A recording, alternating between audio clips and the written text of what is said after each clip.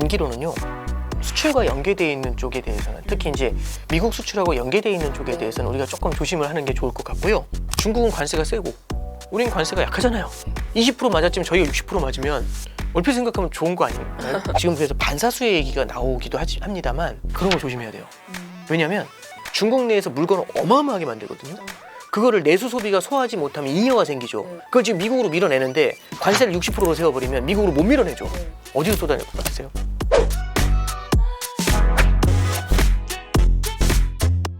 트럼프 이제 취임을 앞두고 주요국 중앙은행들이 이제 금리를 좀 동결하고 있다 이러는데 뭐 일본, 유럽 이런 뭐 주요국들의 최근 금리 뭐 통화 정책 좀 한번 정리를 해주시자면. 이게 일단 첫 번째는 유럽부터 시작해서요. 대부분의 국가들이 금리 인하에 조금 적극적이에요. 네. 우리나라도 마찬가지인데 왜 그러냐면 트럼프가 들어오게 됐었을 때는 관세를 때리고 이로 인해서 수출이 어려워질 거라고 보거든요.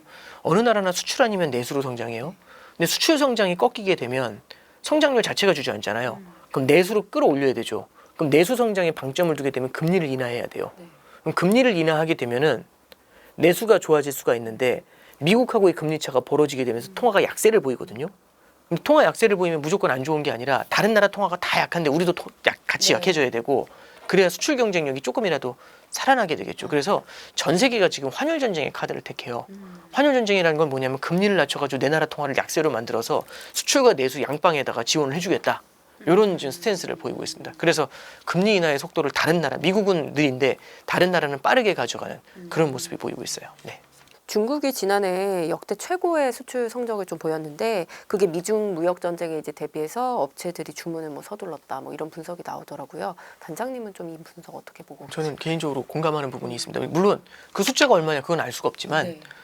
그러니까 결국에는 모두가 예측이라는 걸 하잖아요. 예상. 경제 주체들이 지금은 굉장히 빨라졌거든요. 유튜브도 발달하고 해서. 그러니까 이제 와 이렇게 되면 불확실성이 생기니까 미리 땡겨 와야지. 그리고 그게 소비 시즌하고 만나면서 연말에 소비 시즌하고 만나면서 같이 이제 겹치는 현상이 벌어지는 거죠. 지금 1, 2월 달에 이제 중국 지표가 어떻게 나올지를 좀 봐야 될 것 같은데 수출 지표의 어떤 뜨거움이 지난해 12월에 비해서는 좀 둔화가 되지 않을까 좀 생각을 해요. 예, 그렇게는 좀 보고 있습니다. 네. 중국의 부동산 경기 침체가 좀 지속되고 있는데 이 경우에 좀 중국 경제에 어떤 파급 효과가 예상되고 또 완화하기 위한 대책은 또 뭐가 있을까요? 네, 그러니까 이제 중국은 기본적으로 유동성이 풀려 나와야 되는데 유동성이 풀려 나오는 방법 중에 대표적으로 지방 정부 같은 경우는 부동산을 중심으로 해서 부동산으로 파이낸싱, 그러니까 자금을 많이 이끌어냈어요. 네. 그래서 부동산 대출이 굉장히 큰 역할을 해줬거든요. 근데 부동산이 워낙 많잖아요. 그러다 보니까 유동성이 많이 풀려 나왔고 그 유동성으로 중국의 성장을 굉장히 많이 부스트업을 했던 게 있어요. 근데 이 기저에 있는 부동산이 다 침체에 오게 되면은 이미 대출은 많이 나가는데 부동산 가격이 하락하잖아요. 그럼 대출이 일단 더 나가는 거는 일단 불가능하고 오히려 나가 있었던 대출이 부실해지는 문제가 생기게 되죠. 그러면 이제 제 부동산 담보대출이 있다는데 그럼 이런 느낌이 들잖아요. 그러면 서로가 서로를 못 믿어요. 그럼 돈이 안 돌아요. 그래서 그런 게 신용경색으로 이어질 수 있거든요. 그럼 중국의 경기 침체를 낳을 수가 있습니다. 그래서 이제 지금 얘기하고 있는 게 뭐냐면은 부동산 시장, 특히 지방의 부동산 시장에 대해서도 좀 부양책을 쓰겠다라는 얘기를 하고 있고, 그러니까 지금 중국에서는 이제 그런 걸 느낀 것 같아요. 작년에 지금 일본이랑 중국 금리가 뒤집어진 게 30년짜리는 뒤집어졌거든요. 이런 걸 보면서 야 이거 문제가 크다. 일본화 될 수가 있다. 그러니까 이제 지금 부양책 안 쓰면 30년 누워 있을 수 있다. 이제 이런 얘기거든요.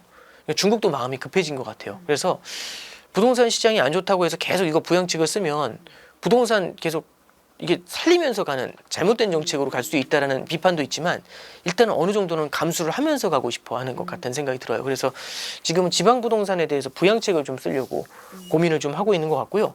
그래서 집 사는 것에 대한 규제, 다주택에 대한 규제 같은 거 풀어주고 그다음에 이제 처음에 살 때 다운페이먼트라고 해가지고 계약금 넣는 게 있거든요. 그 계약금의 비율을 다주택자 같은 경우는 15%가 아니라 25% 걸게 만들었던 거를 다시 풀어주고 막 이제 그렇게 좀 하고 있습니다.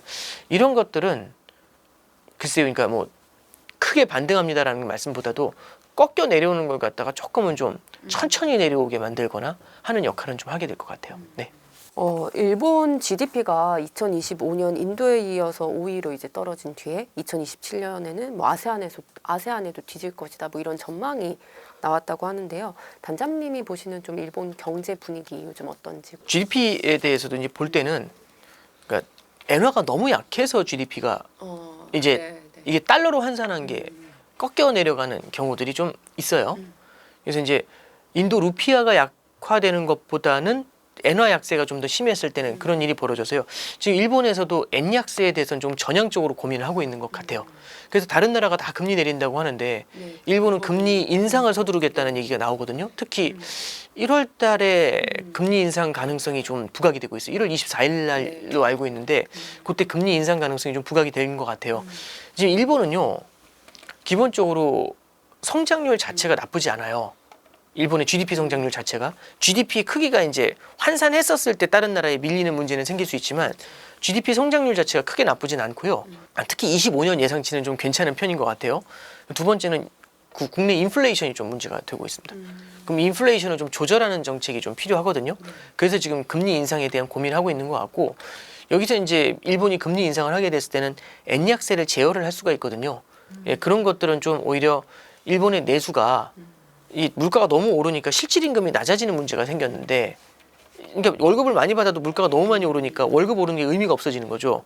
그 부분은 좀 커버가 되지 않을까 좀 기대는 하고 있습니다. 그래서 뭐랄까요? 지금 일방적인 장기 경기 침체의 영역 여기서는 이제 디플레이션의 영역에서는 조금씩 벗어나고 있는 시그널인 것 같아서 아주 나쁘게 그러니까 단순히 이제 그 순위만을 보면서 아주 나쁘게 평가하기에는 좀 애매한 부분이 있는 것 같습니다.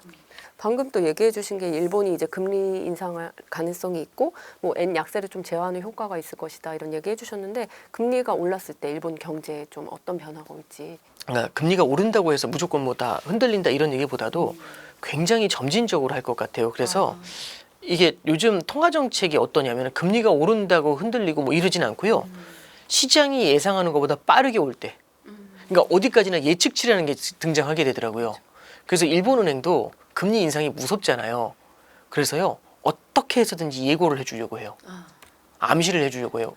그래서 이제 방금 전에 1월 금리 인상 가능성 왜 말씀드렸냐면 12월 달 넘어가면서 3월 정도 될 것 같은데 이 생각을 했었거든요, 사람들이. 왜냐하면 이제 우에다 총재가 이거 임금이 올라가는 걸 다 확인하고 가려고 한다. 이래가지고 이럴 쉽지 않겠네 이런 생각을 했어요. 근데 이번 주부터 갑자기 이틀 전부터 갑자기 일본은행 부총재가 나와서 네. 괜찮다. 일본 경제 괜찮고 금리 인상 고민해야 될 것 같다. 그런데 일본 경제상이 갑자기 일본은행의 의견은 굉장히 좋은 것 같다. 이런 얘기를 해요. 이건 뭐지? 이제 이런 느낌이 들잖아요. 그래서 한 5일, 6일 된 보고서를 보니까 일본 중앙은행의 지점장 회의가 있어요. 거기서 뭐냐면은 이 올해도 임금 올라가는 거 픽스인 것 같다. 그럼 굳이 3월까지 볼 필요가 없거든요. 근데 이제 지금 일본의 쌀 가격이 엄청 뛰고 있어요. 그래서 일본 중앙은행이 구내식당이 있잖아요. 거기서 이게 배급을 해주지 않습니까? 배식을 해주잖아요. 점심시간에. 일본 쌀을 못 쓰고 대만 쌀을 수입해서 쓰고 있어요. 일본은 중앙은행이 뭐라고 했냐면 일본은행이 작년에 쌀 가격이 막 올라갈 때 일시적이라고. 4분기 되면 꺾일 거라고. 근데 4분기에 꺾인 게 아니라 더 많이 뛰었더니 자기들이 밥을 못 줘요. 일본 구내식당 그게 이제 뉴스화 됐잖아요. 그럼 일본 중앙은행 기분이 어떨까요? 대만산 쌀을 주면서 이렇게 되겠죠. 쌀이라는 거는 그러니까 농담처럼 말씀드렸지만 먹고 사는 문제잖아요. 서민 경제에 굉장히 큰 타격을 줄 수 있습니다. 엔약세를 제어를 해줘야 돼요. 그래서 엔약세 이렇게 나와도 아무것도 못하네? 이런 기대가 생기면 약세가 심해지거든요. 그래서 이럴 때는 또 눌러줘야 돼요. 네. 올해 한국 경제에서 좀 희망적인 부분하고 비관적인 부분을 조금 하나씩 꼽아주시자면 어떤 게 있을까요? 비관적인 부분은 뭐 너무 많은 분들이 저보다 훨씬 많이 아시는 것 같아서 그럼 희망적인 희망적인 얘기를 좀 해드리면 작년에도 이제 하나 말씀드리면 우리가 많이 주목하지 않지만 우리나라 수출이 사상 최고치거든요. 22년 숫자를 못 넘을 거라고 생각했는데 넘어버렸거든요. 아마 제 생각에는 수출 순위로 전 세계 5위일 거예요, 물동량으로. 세계 5위면은 엄청난 거잖아요. 시험 말아먹었어요 이러는데 그래서 몇 점인데 그러니까 97점이요. 뭐 이런 느낌? 그러니까 그 수출 그러니까 뭐냐면 달러 벌이를 엄청 한 거예요. 무역 흑자도 많이 냈고. 근데 이제 그런 게 잘 안 보이잖아요. 그 얘기가 나오면 올해는 안 좋을 거야 수출. 근데 물론 작년만큼은 아닐 수 있지만 그래도 우리나라 이 수출 경쟁력이 좋은 거는 전 세계가 인정하는 것 중에 하나입니다. 예. 물론 길게 가서는 약해질 수 있다. 이거에 대해서는 저도 공감하는 부분은 있지만 그래서 이제 우리가 갖고 있는 저력이라는 게 분명히 있고요. 두 번째 말씀드리면은 트럼프하고의 협상도 사실 우리가 미국 무역 흑자가 되게 크다지만 미국에 우리나라 법인들이 투자한 게 많아요. 그럼 법인을 세운 다음에 우리나라에 있는 설비 같은 걸 수출을 해줘야 되잖아요. 그 법인을 세팅하려면. 그래서 미국한테 무역 흑자 내는 게 꽤 있어요. 그럼 이제 할 얘기가 있잖아요. 너네 우리한테 물건 엄청 팔고 흑자 내던데, 응? 이러면 그게 아니라 미국을 위해서, 미국 성장에, 미국 일자리 창출하기 위해서 거기 공장 세웠고 거기에 수출하다 보니까 흑자로 잡힌다. 오, 그걸 어떻게 단순히 다 비교하냐 이러면 이런 부분이 있지 않을까라는 생각. 그다음에 이제 마지막으로는 안 좋다고 생각하면은 경기를 부양할 수 있는 명분이 생겨요. 그래서 올해는 조금 더 어떤 하방을 받치는 그런 정책들도 좀 더 많이 나올 수 있어서, 물론 전반적인 틀에서 힘들어 보인다는 것에 대해서는 저도 공감하고 걱정스럽지만, 그래도 이제 방금 전에 말씀드렸던 그런 틈새들이 좀 나타날 수 있다라는 점에서 희망을 좀 봐야 되지 않나 싶습니다. 개인이 투자와 자산을 좀 배분할 때 유망하게 좀 봐야 될 산업군이라면 뭐 어딜 꼽아야 되고, 또 반대로 조금 안 좋은 산업군이라면 어디 가요? 제가 이제 뭐 산업을 보는 애널리스트는 아니지만 기본적으로는 단기로는요, 수출과 연계되어 있는 쪽에 대해서는, 특히 이제 미국 수출하고 연계되어 있는 쪽에 대해서는 우리가 조금 조심을 하는 게 좋을 것 같고요. 두 번째는 이게 관세 맞아서 그렇구나, 이제 아마 그런 생각을 많이 하실 거예요. 근데 이제 이게 우리가 많이 고민하는 게 보편 관세를 고민을 많이 하세요. 보편 관세는 우방국이든 동맹국이든 트럼프 행정부에서 때린다고 하는 거고, 그게 10에서 20% 정도 된대요. 맥스가 20%랍니다. 그럼 우리나라도 관세 맞을 수 있구나. 근데 이제 두 번째는 중국한테는 고유 관세 때린대요. 그러면 잠깐 생각해 보면 중국은 관세가 세고 우린 관세가 약하잖아요. 20% 맞았지만 저희가 60% 맞으면 얼핏 생각하면 좋은 거 아닌가요? 그러니까 이제 물론 안 맞는 게 좋죠. 근데 굳이 따지면 또 그것도 나쁘지 않. 이게 지금 제가 이 반어법이에요. 이 말씀드린 이유가 그런 거 조심해야 돼요. 왜냐하면 중국은, 그러니까 뭐든지 소비하고 수출이 중요한 건데 중국은 소비가 약하잖아요. 소비가 약한다는 거는 중국 내에서 물건을 어마어마하게 만들거든요. 그거를 내수 소비가 소화하지 못하면 잉여가 생기죠. 그걸 밖으로 밀어내는 게 수출이에요. 그걸 지금 미국으로 밀어내는데 관세를 60%로 세워버리면 미국으로 못 밀어내죠. 그럼 이거 써볼 수는 없잖아요. 그럼 어딘가로 튕겨져 나오겠죠. 다른 데로 쏟아내겠죠. 덤핑으로 쏟아낼 것 같지 않으세요? 어디로 쏟아낼 것 같으세요? 우리? 요즘 철강이나 이런 쪽 되게 힘들죠. 예, 그래서 중국하고 연계되어 있는 쪽도 이제 지금 그래서 반사수의 얘기가 나오기도 합니다만, 오히려 만약에 말씀드렸던 것처럼 엉뚱한 데로 꺾여 나올 수도 있어요. 그래서 저는 중국한테 관세 때리는 것도 많이 안 때렸으면 좋겠거든요. 예, 그러니까 이게 약간 보시는 시각에 따라서 다를 수 있지만, 다른 나라를 더 많이 때려야지 할 수도 있지만, 그렇게 됐을 때는 전체적인 글로벌 수요가 약할 때 엉뚱한 데로 끼져요.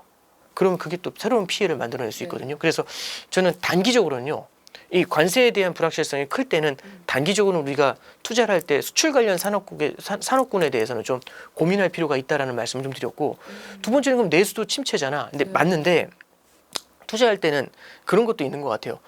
좋은 것과 나쁜 것이 있잖아요. 우리는 이제 좋은 거 투자하고 싶고 나쁜 거 투자하기 싫고 이렇잖아요.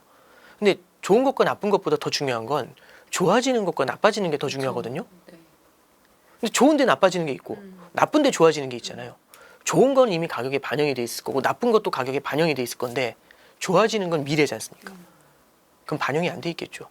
만약에 너무 내수 소비가 어려울 것 같으면, 그리고 수출도 어려운데 소비까지 어려울 것 같으면 소비 사이드에서 무언가 어떤 정책적인 지원들이 나타날 수 있지 않습니까? 금리 인하와 같은 걸 아까 말씀도 드렸지만, 그런데 수혜를 받을 수 있는 산업군을 한번 분석해보는 것도 저는 도움이 되시지 않을까. 그렇게 좀 매크로 차원에서만 말씀드렸습니다. 네. 마지막 질문 하나 더 드릴게요. 불확실성이 워낙 켜졌는데 경제 상황에서 개인 투자자들이 뭐 조금 관심 있게 봐야 할 경제 지표? 예, 저는 요즘 많은 분들이 물가 지표에 대해서는 많이 좀 소외라기보다는 신경을 좀 덜 쓰시는 것 같아요. 한 1, 2년 전만 해도 미국 소비자 물가지수 발표된다고 하면 그날 밤부터 가서 다 보고 요즘은 안 보시던데요. 예, 그러니까 우리가 관심 없으면 모두가 관심 없는 겁니다. 관심 없을 때가 오히려 그게 더 이슈를 만들어낼 때가 있어요.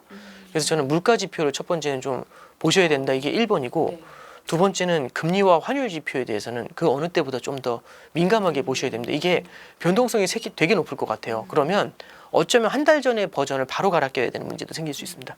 그래서 그런 것들을 계속 실시간으로 캐치업을 하시는 게 되게 중요할 것 같다. 예, 그렇게 조언해 드립니다. 네. 오늘 단장님 모시고요. 글로벌 경제에 대한 인사이트 들어봤습니다. 단장님 오늘 말씀 감사합니다. 네, 감사합니다.